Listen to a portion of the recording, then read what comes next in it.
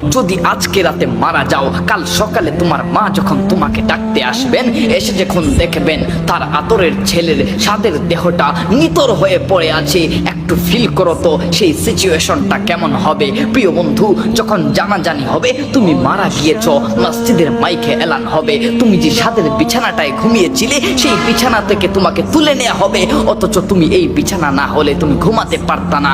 এই বিছানা থেকে তুলে নিয়ে তোমাকে শুইয়ে দেওয়া হবে একটা খাটিয়ার মধ্যে, একটা কাঠের খাটিয়ার মধ্যে।